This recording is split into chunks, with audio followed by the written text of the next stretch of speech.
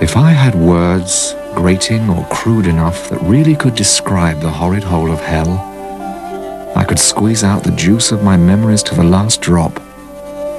But I don't have these words, so I'm reluctant to begin. It all began in May 1274 when Dante Alighieri fell in love with a girl on the streets of Florence.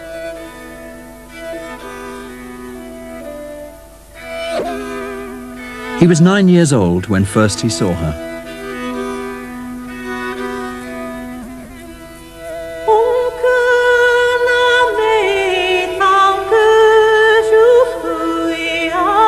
I thought of the daughter of a god, not of a mortal man. At that time, love so mastered my soul that I was forced to carry out its will absolutely.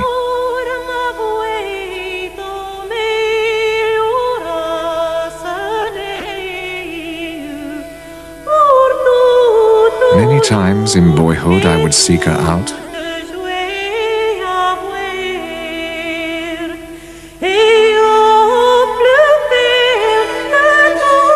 From the moment Dante caught sight of the 8-year-old Beatrice Portinari, his life was transformed. His love launched him on a journey across the universe, from darkness into the light of paradise.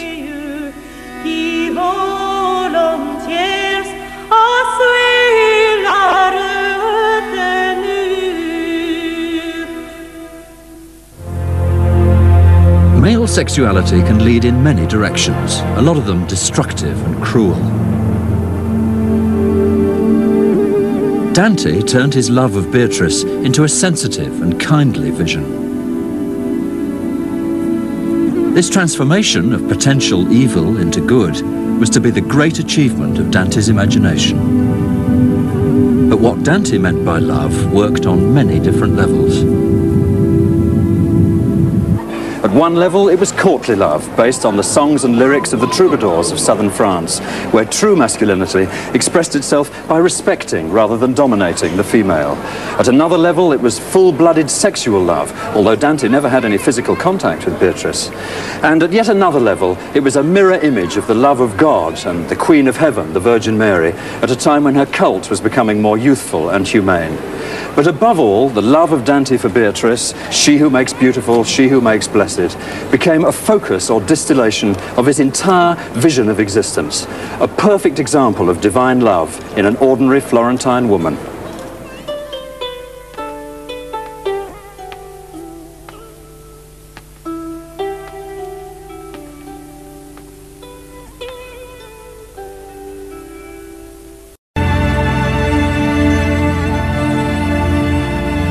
The little boy who loved Beatrice Portinari gazed up at a supremely medieval work of art. A single picture of life, the universe, and everything. The origin of the universe.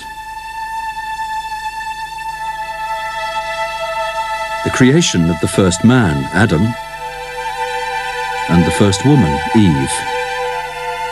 The discovery of good and evil. Adam trying to put the blame on Eve for tempting him. The first human beings expelled from paradise. Dante saw the whole story of the world in glittering mosaic. The souls of the damned being eaten by Satan, already in the gruesome setting which Dante would later populate with the nastiest of his contemporaries.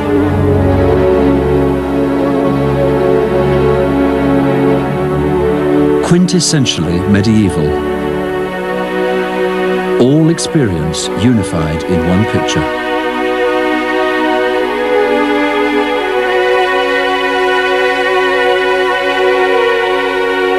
Dante was to take this picture and turn it into a single grand narrative.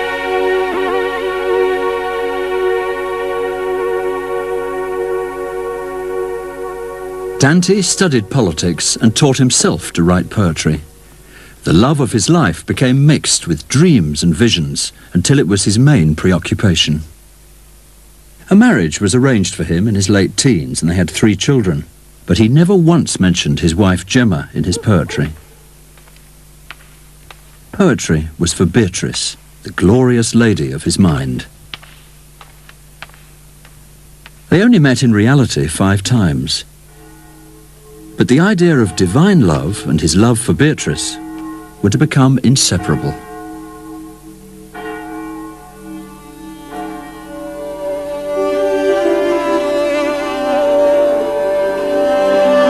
After she departed this life, the city was left as though widowed, despoiled of all life. Beatrice has gone to heaven on high, among the angels in the realm of peace. In 1290, when Dante was 25 and she was only 24, Beatrice Portinari died. But Dante wasn't the kind of romantic poet to dwell on her death or become morbid about it. The miracle that was Beatrice, he wrote, and the sign of truth which she had become, had moved on to their proper place in the universe.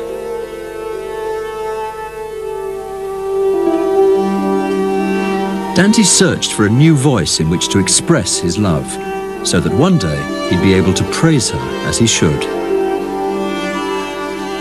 The end of that search, which lasted half a lifetime, was to be called the Divine Comedy.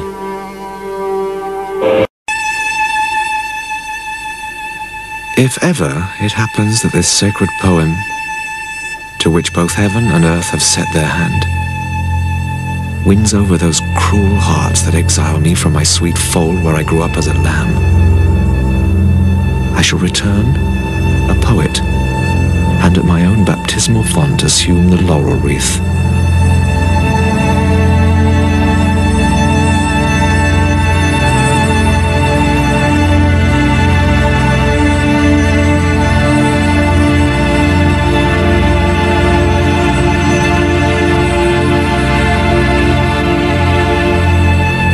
Just as a flash of lightning strikes the visual spirits and so stuns the eyes that even the clearest object fades from sight, so glorious living light encompassed me. Then a great flash of understanding struck my mind, and suddenly its wish was granted.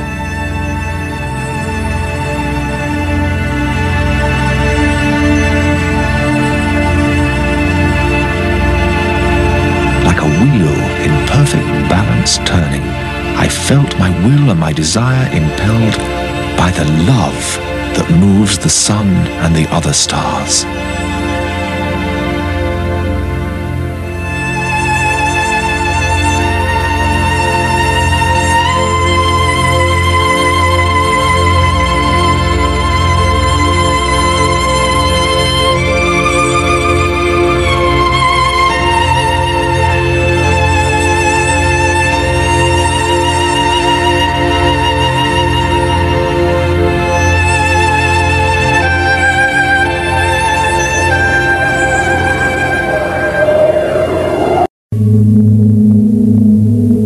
Insensate strivings of mortality, how useless are those reasonings of yours that make you bat your wings in downward flight.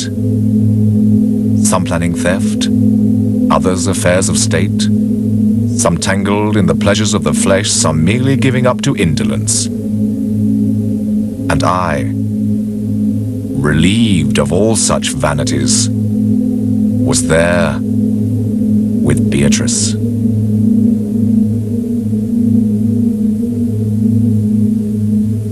And you, whose mortal weight must bring you back to earth, tell what you saw down there. Do not hide what I hide not from you.